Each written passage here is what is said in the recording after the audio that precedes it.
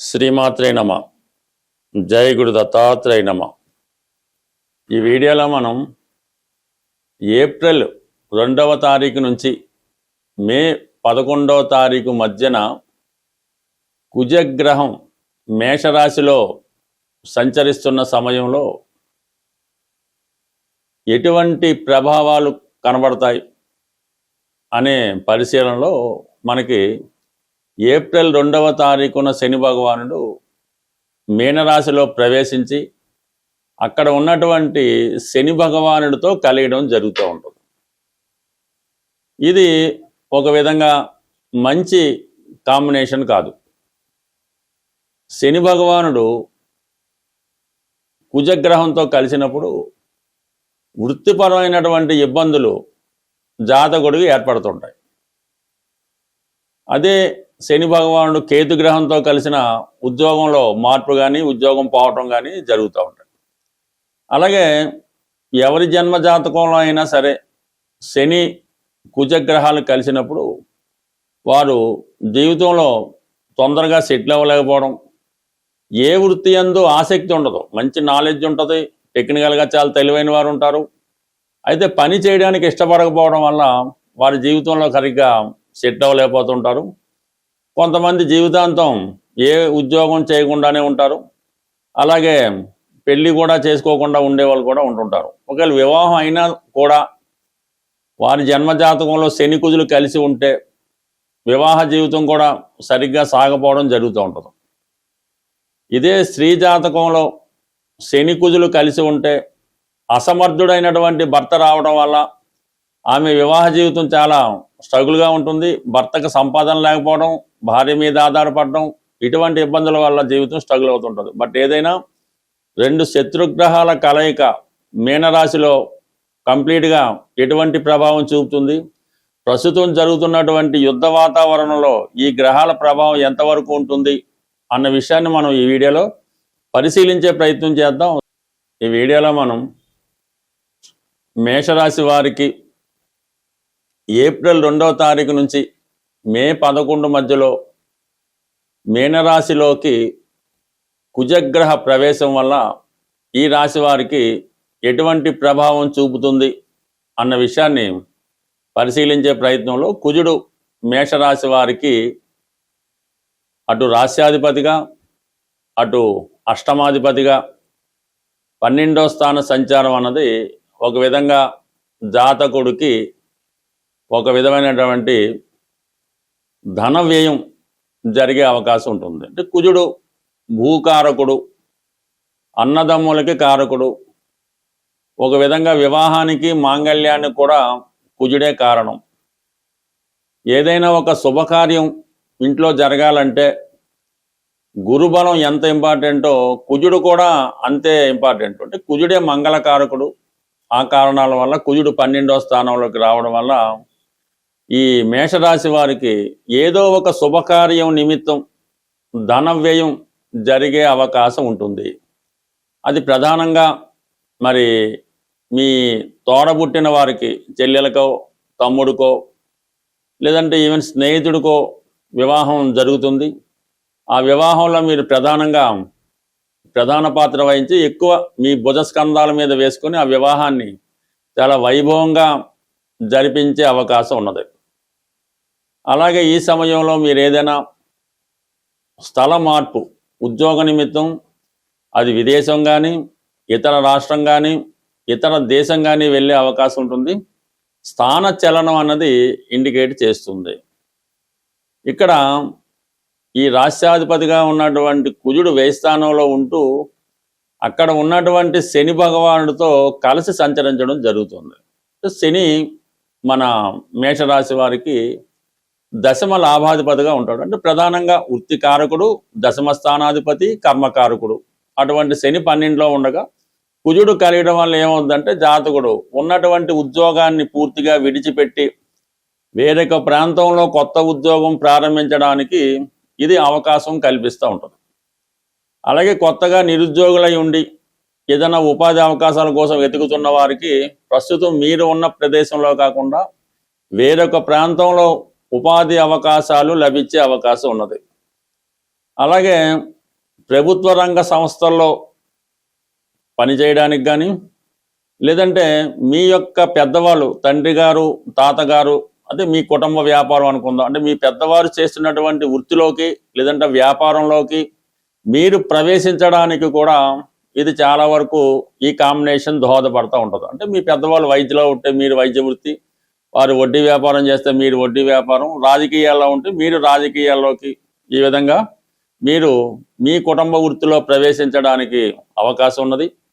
అలాగే ప్రధానంగా మీరు ఏదైనా వారసత్వంగా మీకైనా పదవి రావాల్సి ఉంటే, మీ తండ్రి గారు ఏదైనా కార్యాలయంలోనో ప్రభుత్వంలోనో ఎక్కడో పనిచేసి ఏదో కారణాల వల్ల పదవి విరమణ చేసి ఉంటే, ఆ ఉద్యోగం మీకు రావాల్సి ఉంటే ఈ సమయంలో ఆ ఉద్యోగం రావటం కానీ, ఒక రాజకీయ నాయకుడి దగ్గర మీరు అసిస్టెంట్గా చేరడం కానీ, లేదంటే ఒక ప్రభుత్వ అధికారి దగ్గర సహాయకుడిగా చేరడం కానీ జరిగే అవకాశం ఉంది. ఎందుకంటే ఈ కుజుడు 2వ తారీఖున ఏప్రిల్ 2న మీనంలో ప్రవేశిస్తే అక్కడ రవికి భగవానుడు, అంటే మీకు పంచమాధిపతిగా ఉన్నటువంటి రవి కూడా వేస్థానంలో ఉండి ఏప్రిల్ 14 వరకు ఉండడం జరుగుతుంది. ఈ కారణం వల్ల కంప్లీట్గా ఇవన్నీ కూడా ఉద్యోగంలో మార్పు, స్థానచలనం, ట్రాన్స్ఫరు, కొత్త ఉద్యోగ ప్రయత్నాలు, కొత్త ఇన్వెస్ట్మెంటు, ఇవన్నీ కూడా సూచించే అవకాశం ఉంది.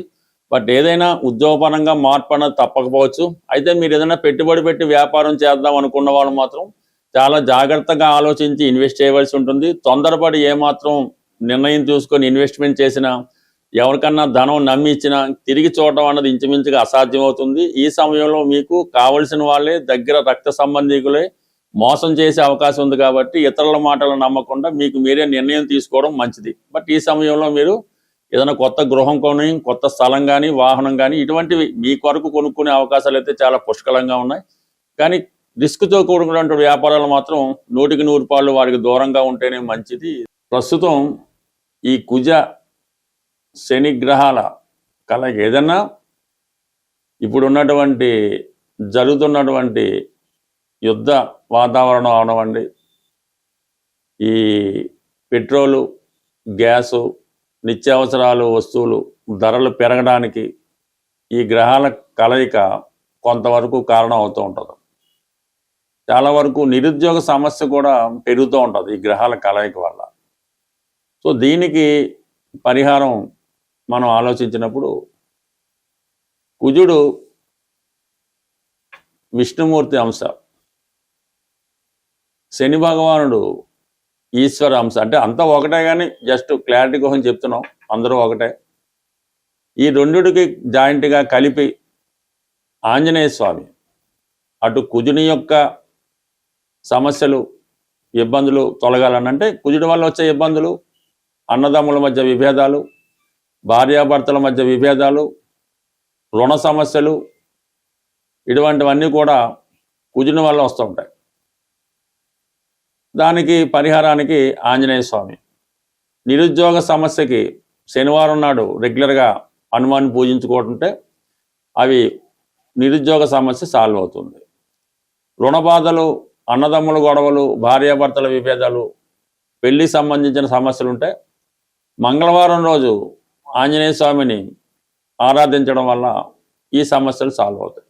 శని భగవానుడు కూడా మరి 2 గ్రహాలకి ఆంజనేయ స్వామి కాబట్టి శని యొక్క ఇబ్బందుల నుంచి మనం బయటపడాలంటే శనివారం రోజు నియమంగా ఉండి ఆంజనేయ స్వామిని ఆరాధించుకోవాలి. అంటే ఇప్పుడు జాయింట్గా మనం ఈ సమస్య నుంచి బయటపడాలంటే ఆంజనేయ స్వామి వారిని శనివారం రోజు చక్కగా అభిషేకం చేయించి వడమాల సమర్పించడం వల్ల మనకి కంప్లీట్గా ఈ సమస్య పరిష్కారం అవుతుంది. మీకు ఏ సమస్య అవనవండి, కనీసం 1 వారం అనేది చేసినందుకు మాత్రమే సరిపోదు.